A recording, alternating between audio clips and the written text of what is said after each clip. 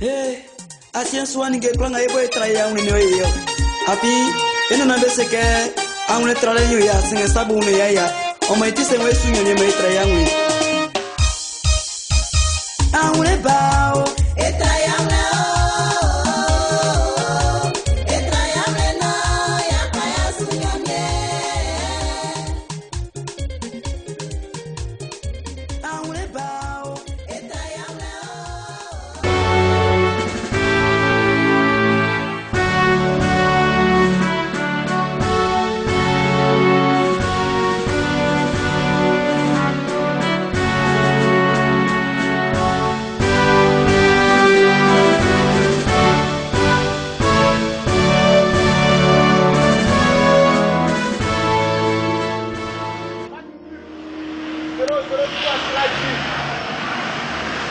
Pasteur, si la troupe de Thibaut Konatro réunie et vous rend les honneurs, à vous mon pasteur.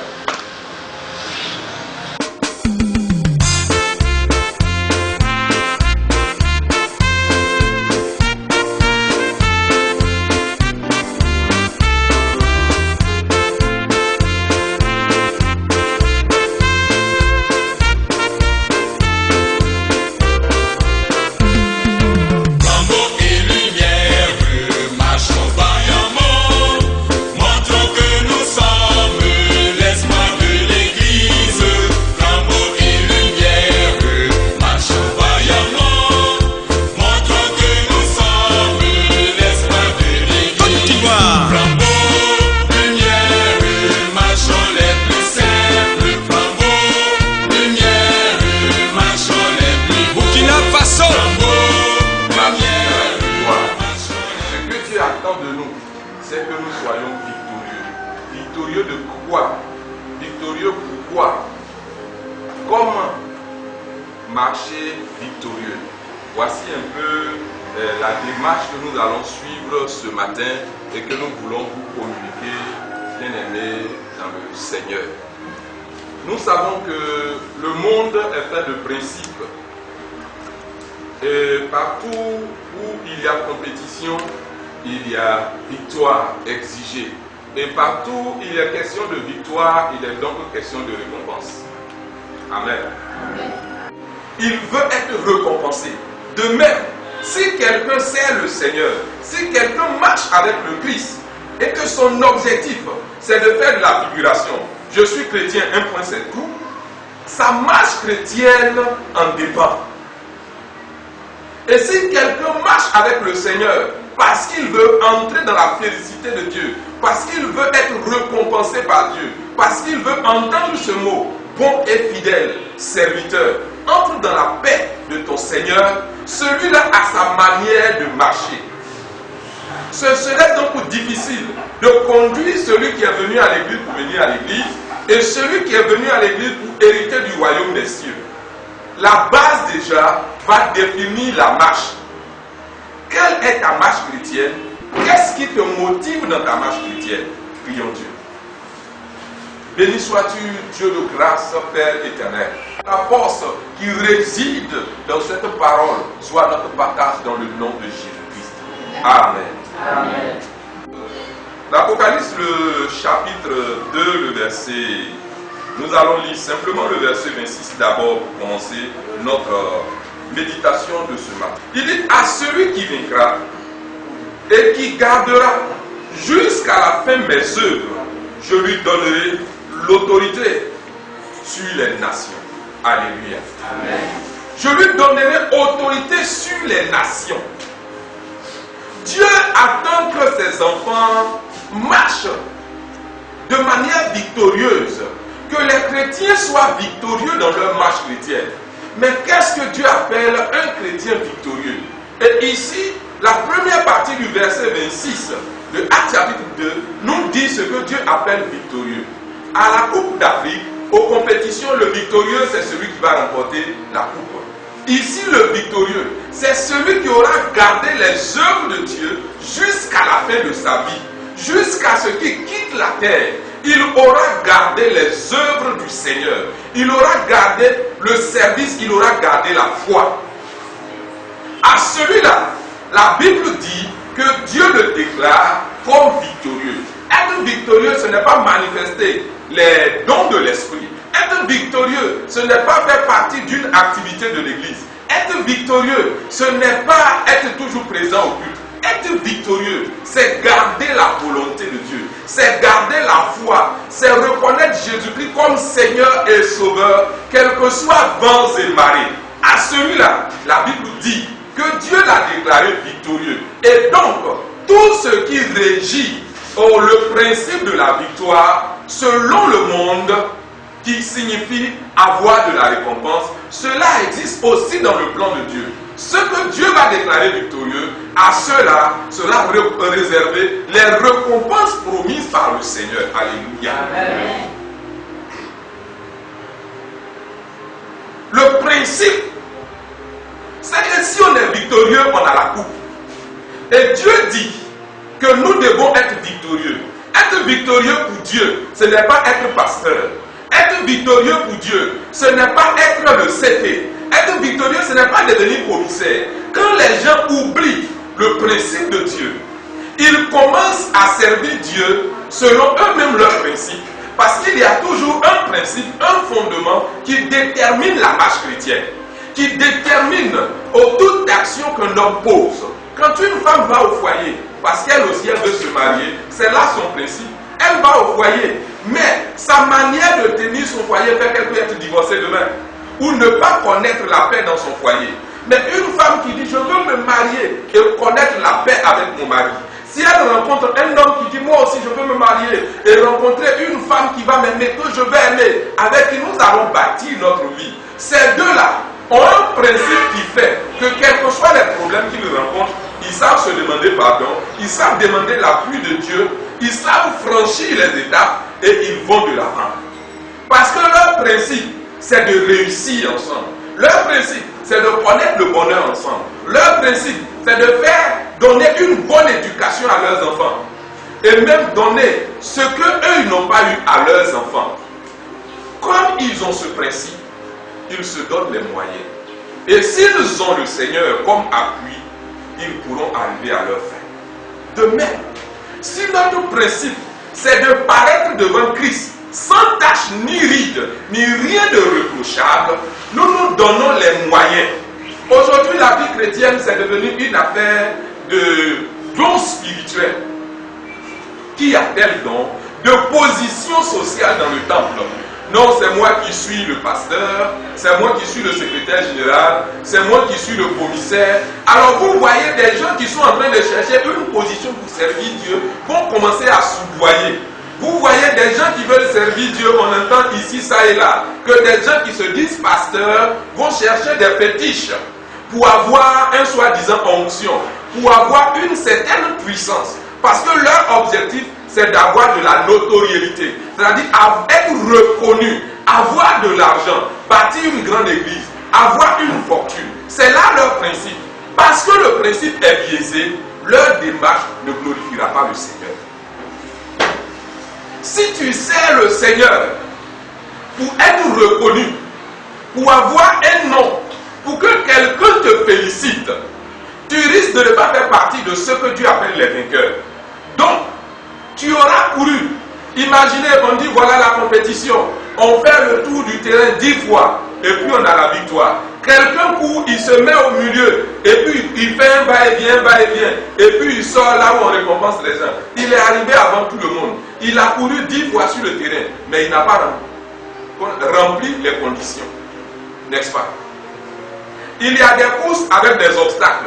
On court, quand on trouve l'obstacle, on saute. Lui, il court, quand il trouve l'obstacle, il contourne. Quand il trouve l'obstacle, il contourne. Et puis il fait 10 tours, il vient, il dit, je suis arrivé devant tout le monde, je vais la coupe. Est-ce que vous serez d'accord qu'on lui donne la coupe? De même, Dieu dit, voici mon principe. Celui que j'appelle le vainqueur, celui que je déclare vainqueur, c'est celui-là qui a gardé mon œuvre, qui a gardé le nom de Jésus-Christ jusqu'à la fin de sa vie. Avant donc de parler de comment faire pour garder, pour être victorieux, de ce qui nous est réservé si nous sommes victorieux, il faut que nous comprenions bien le principe. Ce que Dieu veut, c'est celui qui demeure chrétien.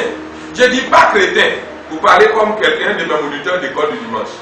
Ce n'est pas un chrétien, mais c'est un chrétien. C'est celui qui reconnaît Jésus-Christ comme Seigneur et Sauveur et qui est prêt à mourir pour cette confession de foi. Que je vive ou que je meure, comme le cas de Daniel. On dit si tu pries, tu vas mourir. Et tu vas mourir d'une mort atroce. Daniel dit, je suis prêt à mourir. Voilà celui que Dieu appelle victorieux. Il est prêt à être jeté derrière les lions qui sont affamés. On le met à la porte. On dit, les lions n'ont pas mangé depuis plusieurs jours. Si tu ne changes pas, on te jette là-bas. Il dit, mieux vaut cela. La vie chrétienne peut nous coûter la vie. La vie chrétienne peut nous coûter des positions. La vie chrétienne peut nous coûter notre foyer. La vie chrétienne peut nous coûter notre santé, notre beauté. Des gens ont été défigurés. Des femmes ont été répudiées. Des enfants ont été chassés de leur famille simplement parce qu'ils ont accepté Jésus-Christ comme Seigneur et Sauveur. Et qu'ils refusent de le renier. Il y aura des moments où nous allons avoir faim. Il y aura des moments où nous allons être pourchassés. Il y aura des moments où nous allons connaître des difficultés à cause du nom de Jésus. C'est pourquoi il faut fuir le feu de l'enfer maintenant. C'est maintenant qu'il faut choisir de fuir l'enfer. Celui qui va servir Jésus-Christ jusqu'à la fin, celui-là n'aura pas à souffrir l'enfer. Celui-là n'aura pas à souffrir dans le feu de la géhenne. Celui-là n'aura pas à s'inquiéter parce qu'il aura à manger de l'arbre de la vie qui se trouve dans le paradis de Dieu. Donc il ira vivre dans la félicité de Dieu, dans le paradis de Dieu, là où il n'y a plus de douleur, là où il n'y a plus d'angoisse, là où il n'y a plus de souffrance, là où il n'y a plus de maladie, là où il n'y a plus de mort, là où il n'y a plus de corona. Il n'y aura plus de crise dans ce lieu-là. Il n'y aura plus de guerre. Voilà ce que Dieu prépare pour ceux-là même qui reconnaissent Jésus-Christ comme Seigneur et comme Sauveur personnel. J'ai rencontré une dame qui disait, ma maman est chrétienne, elle est diacre, elle est du groupe musical, non sinon du groupe de prière, et puis elle est méchante envers moi. Et parce que vous ne la chassez pas du conseil, moi je ne vais plus à l'église. Bien aimé, il y a des gens qui disent, j'ai vu un pasteur qui a bu, j'ai vu un pasteur qui cherche femme, donc moi aussi je vais chercher. C'est là-bas que tu es arrivé. Est-ce que le pasteur est mort pour toi? Est-ce que ici Jésus dit, il va te récompenser si ton pasteur est bon, si ton pasteur sert Dieu jusqu'à la fin? C'est ce qui est écrit ici dans ce verset. La récompense est pour celui-là qui a gardé la marche chrétienne, qui a respecté Jésus-Christ, le nom de Jésus jusqu'à la fin. La Bible dit, on ne va pas donner à son pasteur, on va lui donner à lui. Le pasteur est là pour t'aider. Si lui-même il l'oublie, ce pourquoi Dieu nous a appelés, toi tu ne dois pas oublier. Ce n'est pas parce que le CT, le commissaire, le CTA, ou bien ton CP commence à boire, à courir les femmes, à prendre 2 femmes, à être marié, à chercher un garçon derrière son mari, que toi aussi tu vas te mettre dedans. Si tu fais ça, tu ne feras pas partie de ceux qui auront à manger l'arbre de vie. Et la seconde mort, tu risques de ne pas échapper. Le verset 17 toujours de l'Apocalypse chapitre 2. Voici ce qui est écrit. Que celui qui a des oreilles entende ce que l'Esprit dit aux églises. À celui qui vaincra, je donnerai de la manne cachée et je lui donnerai un caillou blanc. Et sur ce caillou est écrit un nom, un nouveau nom que personne ne connaît, si ce n'est celui qui le reçoit. Alléluia. Vous savez, il y a des nouveaux noms sur la terre, il y a des noms sur la terre que les hommes cherchent. Toutes les familles cherchent qu'un jour on appelle quelqu'un député chez eux. C'est pas ça. Tout le monde voudrait qu'un jour on l'appelle pour les élèves, un étudiant qui finit ses études, qu'un jour on m'appelle ministre, on m'appelle PDG. On a notre nom, mais il y a ce nouveau nom qu'on reçoit qui va avec notre titre et qui nous donne des honneurs sur la terre. La Bible dit que Dieu nous réserve un nouveau nom qui nous donnera des honneurs et pour l'éternité dans le royaume de Dieu. Dans le royaume de Dieu, Dieu a écrit un nom d'honneur pour chacun. Même les anges ne connaissent pas ce nom-là. Mais c'est ceux qui auront servi le Seigneur jusqu'à la fin. On va rencontrer quelqu'un dans 10 ans quelque part, il va dire, moi-même j'ai été flambeau avant. Moi j'étais à Conakry, j'étais chanteur là-bas.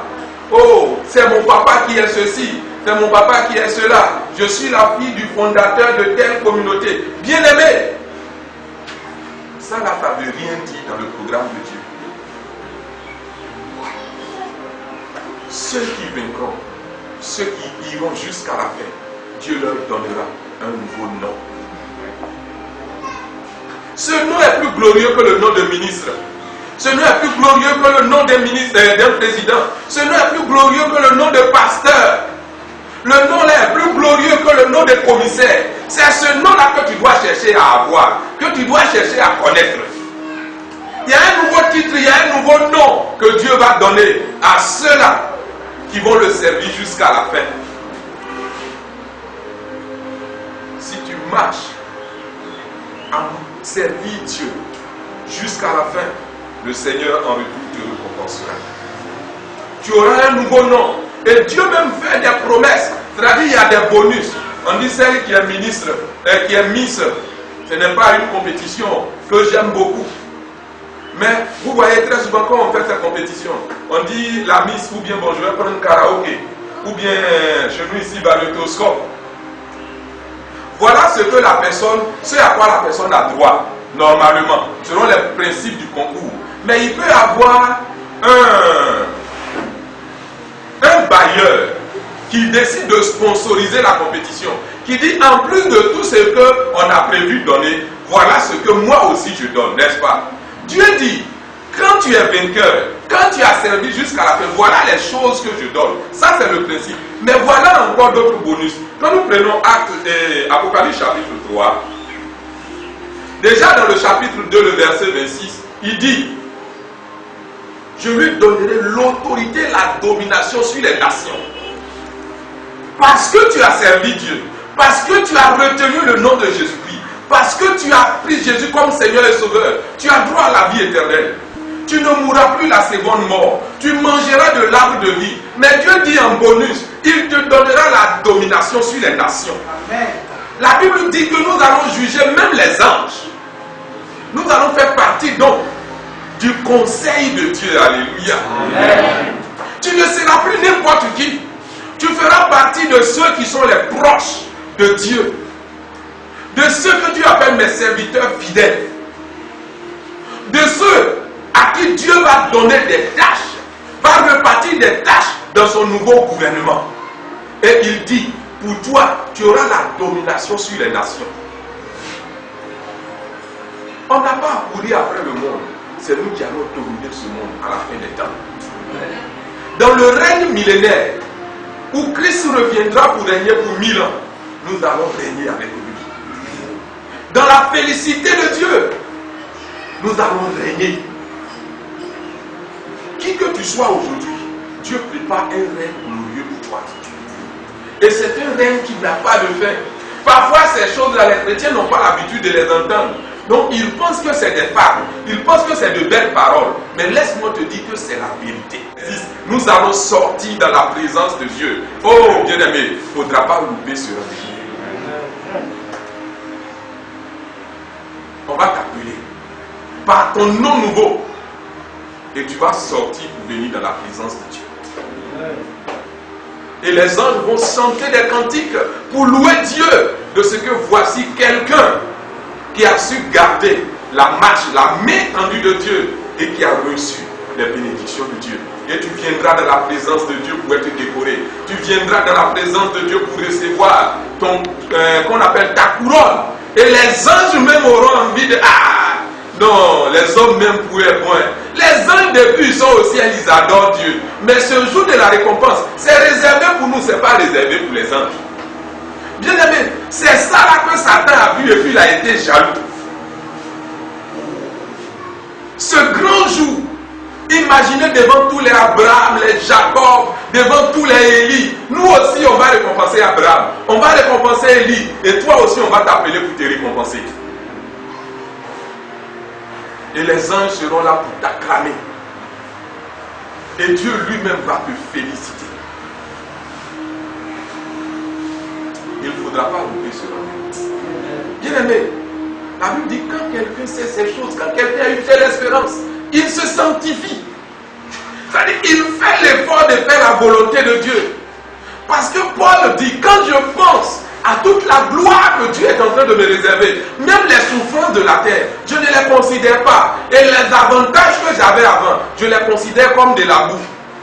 Si on est dans l'église, mais on est poupée de route toujours. On est dans l'église, on est soulard. On est dans l'église et on vit dans toutes sortes de vices. Le problème, c'est qu'on a oublié l'objectif. On cherche pas des gens, c'est la dépravation totale. C'est parce qu'on a oublié l'objectif. On est dans le mouvement, mais il y a toutes sortes de désordres. C'est parce qu'on a oublié l'objectif. Sinon, normalement, quand quelqu'un sait ce qu'il cherche, le monde même lui fait confiance. Parce qu'on sait qu'il y a des choses dans lesquelles il n'entre pas. Il a mieux. Quand tu sais qu'il y a mieux qui t'attend, tu te préserves. On était invité à une fête à plusieurs domiciles pendant qu'on était au début du ministère. J'étais encore responsable de région de l'école du dimanche. Plusieurs familles nous avaient invités. Et il y a une de nos filles qui nous a invités et qui nous a promis un plat spécial. Un bon coq avec du gnagnan et un bon repas. Alléluia. On ne doit pas être rassasié avant le bon plat. Quand tu sais qu'il y a un bon plat qui t'attend au ciel, quand tu sais qu'il y a de bonnes choses qui t'attendent au ciel, tu ne veux pas être rassasié avant d'aller là-bas. Parce que ces choses peuvent t'empêcher de jouir de ce que Dieu a préparé pour nous. Et quand on a visité tout le monde qui restait à la cour de notre fille spirituelle, quand on est arrivé au portail, on a dit, ouais, on espère qu'après tout ce qu'on a refusé de manger, elle aussi, elle va tenir ses promesses. Et vraiment, elle a tenu ses promesses. Bien-aimé, si on savait ce qui nous attend au ciel, l'un des problèmes, Satan a convaincu les chrétiens que ne faut pas ils vont lire le livre de l'Apocalypse parce que ça fait peur. Il y a beaucoup de chrétiens qui n'ont jamais lu le livre de l'Apocalypse. Lisez ce qui va arriver, ce qui nous est réservé. C'est de ça que la Bible parle en ce lieu-là. Et celui qui sait ces choses, il va commencer lui-même à faire des efforts dans sa marche chrétienne. Et Dieu va ajouter qu'il va faire de toi une colonne dans le temple. La colonne, quand on bâtit les grands édifices, celui qui est déjà passé à la basilique, avant d'entrer dans la maison, vous voyez, il y a des vrais piliers qui sont là. Les colonnes, c'est des solides, des pierres, des rocs sur lesquels l'édifice repose. C'est-à-dire, Dieu va faire de toi quelqu'un d'important au ciel.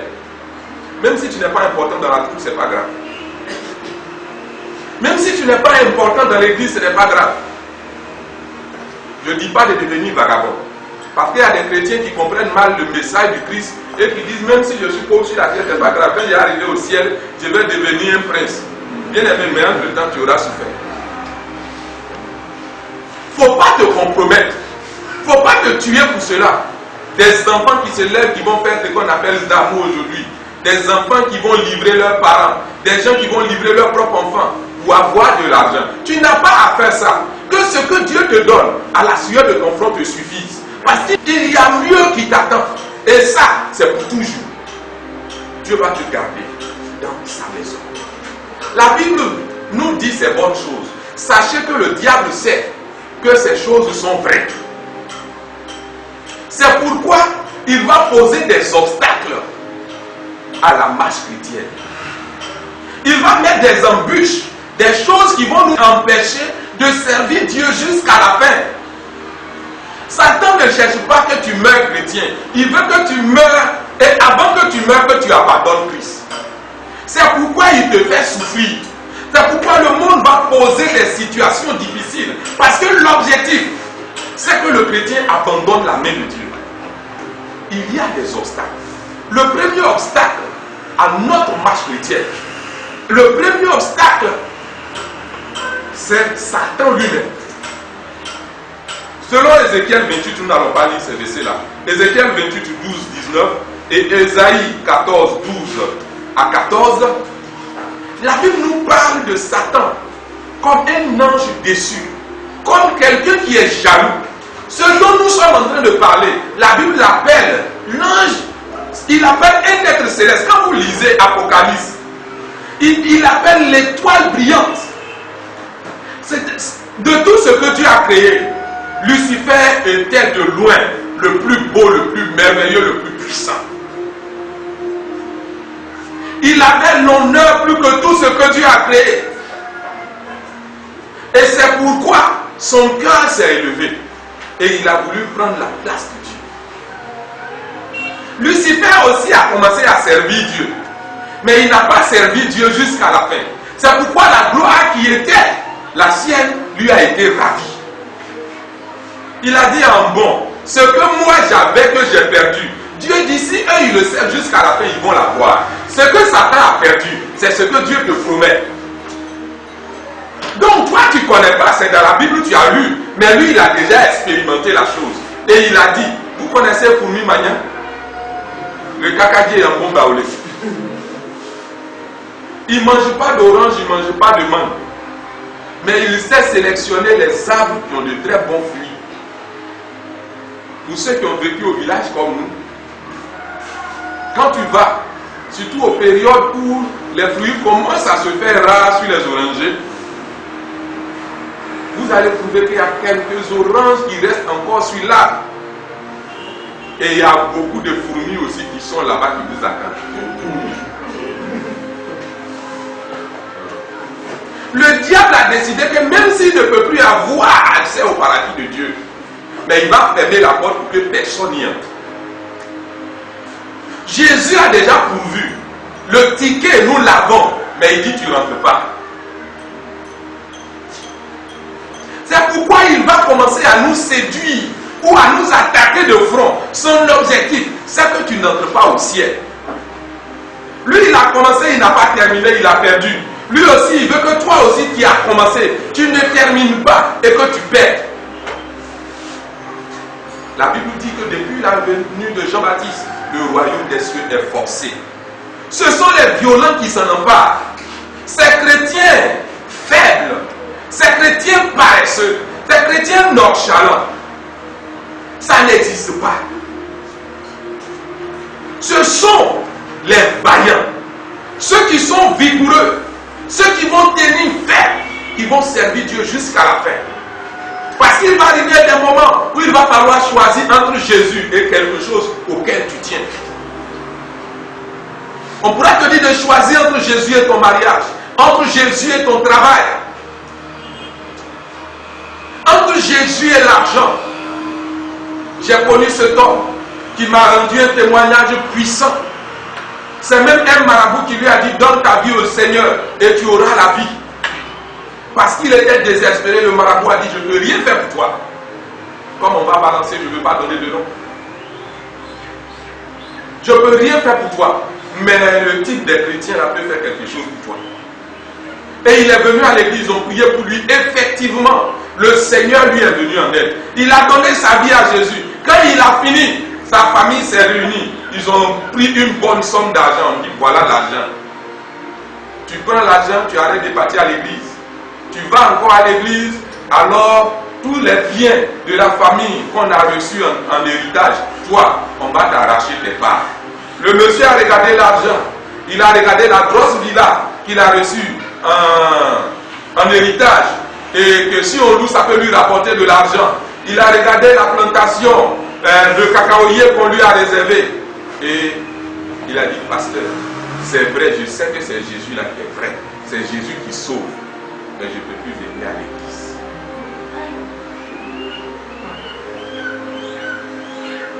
Quand on s'appelle, il dit, pasteur, je sais que la vérité là, c'est là-bas. Mais ce n'est pas facile. Il dit, il faut rester là-bas. Peut-être si lui aussi il voit qu'il sait que c'est de lui je parle, il faut rester là-bas. Mais sache que pendant que tu restes là-bas, le meilleur est en train de t'échapper. Des gens ont déjà goûté à la bonté de Dieu. Mais ils ont regardé aux choses que Satan leur a proposées.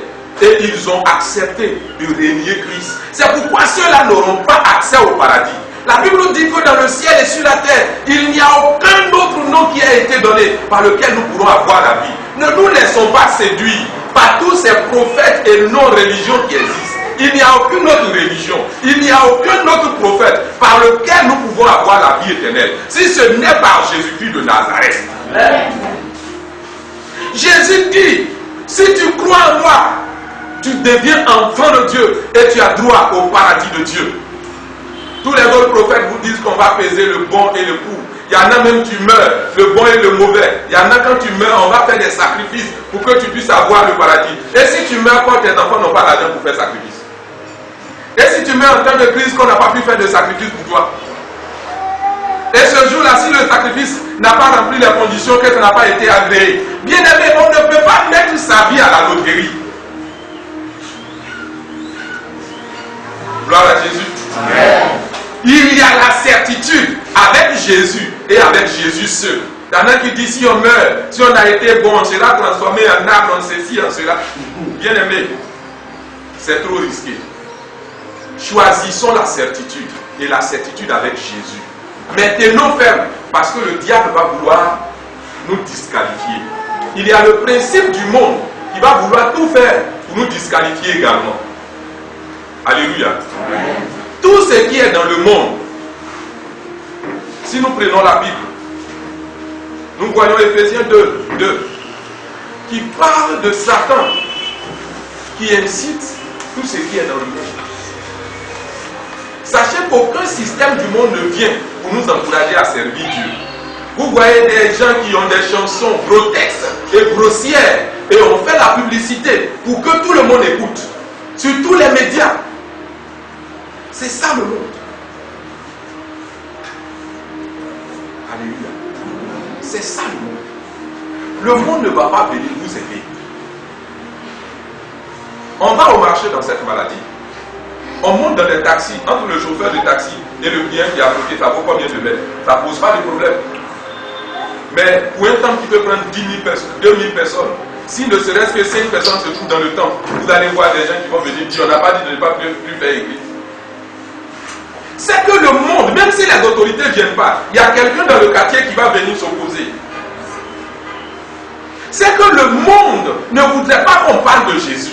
Le monde ne veut pas qu'on serve Dieu. Rien dans le monde ne va venir t'aider, t'encourager à servir Dieu. Il faut que tu sois conscient de cela. Tous les principes que le monde met sur pied, tous les systèmes que le monde met sur pied, c'est pour nous égarer. Et troisièmement, il y a la chair.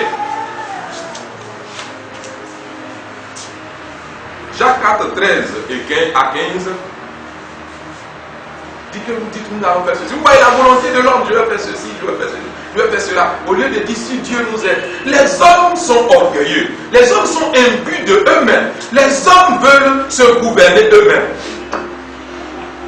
Parce que les hommes, le principe de la chair, c'est de faire ce que la chair affectionne, ce que le monde aime. Et tous ceux qui vivent de cette manière aussi ne peuvent pas avoir le paradis de Dieu, ne pourront pas servir Dieu jusqu'à la fin. La chair dit c'est bon de boire, mais pas non. Et les gens créent tous les systèmes. On dit, si tu n'as pas de copine, tu seras coagulé. Si tu ne fais pas de rapports sexuels sur telle période. La chair a ses principes. Il faut boire un peu, ça ne fait rien. Voilà la chair. Un homme doit avoir plusieurs partenaires. C'est ça la chair. Ceux qui s'affectionnent de la chair n'ont pas accès au trône de Dieu.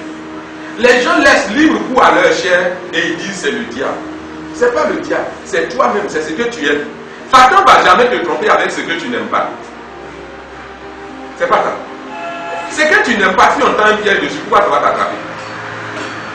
Ce que tu aimes là, c'est ce que Satan te propose. Ce que lui il fait, c'est de te proposer. Il sait que tu aimais les filles avant de te convertir. Maintenant, il met les belles filles qui viennent et qui sont prêtes. Elles-mêmes te courtisent maintenant. C'est à toi de les fuir. C'est à toi de les fuir. Il sait que tu es un voleur. Et puis là où tu es là, les temps sont durs. Et tu vois les choses des gens ça et là. Ton cœur te dit, si tu prends, on ne va pas te voir. Tu fais une fois aujourd'hui seulement. Satan te propose. C'est à toi de dire oui, bien de dire non. Ou bien, quand un garçon va faire des avances à une femme, la femme est libre de dire oui ou bien non. Mais il y a des femmes qui ont choisi de dire oui à tous les garçons qui viennent. Il y a ce type de femmes, non? Voilà. Le principe, c'est qu'un garçon, quand il te fait des avances, tu acceptes ou bien tu refuses. Mais elle, tout garçon qui vient, elle dit oui. Satan nous propose des choses que Dieu n'aime pas pour nous disqualifier. Maintenant, il y a des chrétiens gentils, comme ces femmes gentilles là, qui disent oui à tout ce que Satan leur propose. Bien aimé, pour ces personnes-là, la vie éternelle, il n'y a pas pour eux dedans. Pour ces personnes-là, ils ne marchent pas dans la victoire. Et ces personnes n'auront pas les bénédictions que Dieu a promis pour ses enfants. Bien aimé, c'est pourquoi il faut combattre. Ces obstacles, nous devons les combattre. Si nous voulons être victorieux, nous devons combattre les obstacles à notre foi, les obstacles à notre marche chrétienne. Et comment nous pouvons combattre ces choses? La première chose à faire, c'est de résister. Jacques 4, le verset 7. Il dit, résistez au diable et il fuira loin de vous. Pour que tu sois victorieux, il faut que tu résistes. Il y a des choses qui te tirent. Comme ce vieux qui s'est converti. On dit, papa donne un chien. Il dit, tirez, Satan me tire, je tire Jésus. Bien aimé, ce n'est pas théologique, c'est vrai. Ça fait rire. Mais c'est la confession de foi de ce Dieu. Si Satan le tire, lui, il tire Jésus. Bien aimé, si Satan te tire, fais comme le vieux, il faut tirer Jésus. Résistez au diable et il fuira loin de vous. C'est vrai que tu as envie de faire aussi. Tout le monde boit. Tout le monde est fraudeur dans ton travail. Tout le monde est voleur. Tes amis ont des maîtresses. Tes amis dans la troupe, ils sont avec elle, ils tombent cette fille, je vais te marier. Non, tu es ma fiancée. Quand il a trompé, qu'il a réussi à coucher avec elle, il est avec l'autre. Mais toi, tu te dis, tout le monde triche. Toi, tu te dis, moi, je ne fais pas aussi. C'est pas facile, mais tu tiens bon. Comme le cas de Joseph, la fille même vient entrer dans ta maison, tu fuis pour lui laisser ta chambre. Les gens vont se moquer de toi. Bien aimé, c'est pour un temps, parce que tu cherches ce que tu cherches. Tu cherches à être approuvé de Dieu. Tu ne cherches pas à prouver à tes amis que tu es garçon aussi. Parce que si tu es garçon ici aujourd'hui, tu ne seras pas garçon au ciel. Si tu cries au secours, le Seigneur va te secourir. Et même si on te jette dans le feu, tu seras prêt à subir cela. Si Dieu veut, il te sortira du feu. Même si tu meurs dans le feu, mais tu as la certitude que Dieu te recevra dans sa félicité. Le monde est en train de mettre tout sur pied pour que nous éloignions de Dieu. Tenons ferme. Éphésiens, le chapitre 6, le verset 11 à 18, nous parle donc des armes spirituelles. Bien-aimés, prenons donc ces armes spirituelles. Pour réussir avec nos obstacles, il faut résister, il faut avoir la foi, il faut prendre les armes spirituelles que je vais lire pour terminer. Éphésiens 6. Le verset 11. Il dit, revêtez-vous de toutes les armes de Dieu, afin de pouvoir tenir ferme contre les ruses du diable. Revêtez-vous de toutes les armures, les armes de Dieu, afin de pouvoir tenir ferme. Et quelles sont ces armes? Car nous n'avons pas à lutter contre la chair et le sang, mais contre les dominations, contre les autorités, contre le prince de ce monde, des ténèbres, contre les esprits méchants dans les lieux célestes. C'est pourquoi prenez toutes les armes de Dieu afin de pouvoir résister dans les mauvais jours et de tenir ferme après avoir tout surmonté. Tenez donc ferme. Ayez à vos reins la vérité pour ceinture. Il y a des chrétiens, s'ils te disent bonjour, tu es obligé de regarder au dehors pour voir s'il fait vraiment jour. Ils pensent que c'est petit mensonge. Il dit, ayez la vérité comme ceinture. Voici une arme qui va vous sauver. Quittez dans le mensonge. Abordez la vérité pour ceinture. Revêtez la cuirasse de la justice. Vous comprenez? La justice. Des chrétiens qui vivent dans l'injustice. Ce qui est pour lui là, il est fort, il est prêt. Mais le jour où on veut aider quelqu'un, il n'est pas chaud. Quand on aide quelqu'un, même ça lui fait mal comme ça. Mais lui aussi, il est chrétien, lui aussi, il est bon flambeau bien, elle est vraie lumière. Tu aimes qu'on fasse pour toi, mais le jour où on va aider quelqu'un, toi, tu ne participes pas. La justice. Mettez pour chaussures à vos pieds le zèle que donne l'évangile du Père. Le zèle que donne l'évangile du Père. Ayez la parole de Dieu. Lisez la parole de Dieu. Cherchons à connaître la parole de Dieu comme des chaussures. Aujourd'hui, là, il n'y a pas un homme, on rencontre dans la rue, qui porte chaussures et qui se promène, il s'habille et puis il ne porte pas de chaussures. N'est-ce pas? On va au champ, il y a ses chaussures. On va dans un bureau, il y a ses chaussures. On va à des fêtes, il y a des chaussures. Portez l'évangile comme des chaussures pour vous protéger.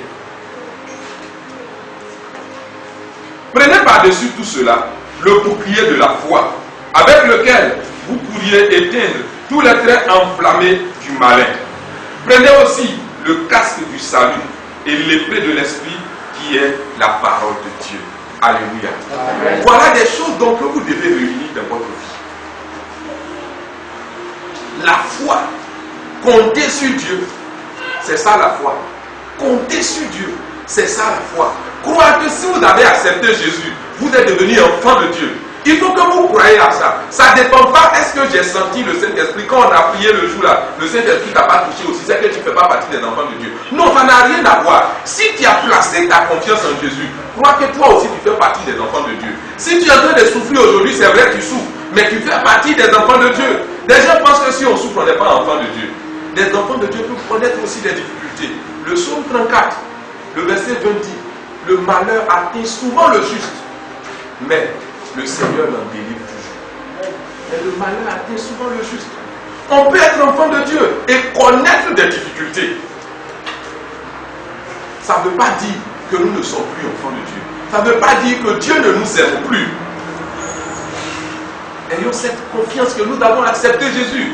Quoi qu'il nous arrive, nous sommes quand même enfants de Dieu. Nous sommes ceux pour qui Jésus est mort. Dieu nous aime. Nous sommes ceux pour qui Dieu a préparé le ciel. Et Dieu se prépare à essuyer toute larme de nos yeux. Bien-aimés, Dieu attend que nous soyons victorieux. Tous ceux qui seront victorieux seront récompensés par Dieu. Ils seront félicités par Dieu. Dieu les placera comme des colonnes dans son temple. Tous ceux qui aiment vraiment Dieu, ceux qui sont prêts à servir Dieu jusqu'à la mort, ceux-là verront la gloire de Dieu. Ceux-là auront la vie éternelle. Ils n'auront pas à souffrir la seconde mort. C'est vrai, il y a des obstacles. Mais le Seigneur nous a donné des moyens pour vaincre ces obstacles-là, afin de pouvoir tenir ferme jusqu'à la fin. Je prie ce matin pour vous qui nous regardez. Je prie ce matin pour nous qui sommes réunis ici, dans cette famille, que le Seigneur nous donne la force de pouvoir tenir ferme jusqu'à la fin. Que le Seigneur nous donne de tenir forte, ferme, d'avoir toutes les armes qu'il nous faut, de pouvoir résister au diable et de garder notre foi en Jésus-Christ, afin de paraître devant lui sans tache ni ride, et que la paix qui surpasse toutes choses soit notre partage maintenant et à jamais, au nom de Jésus-Christ. Amen. Amen. Donc, vive tout Seigneur, vive tout Seigneur, vive tout Seigneur, vive tout Seigneur.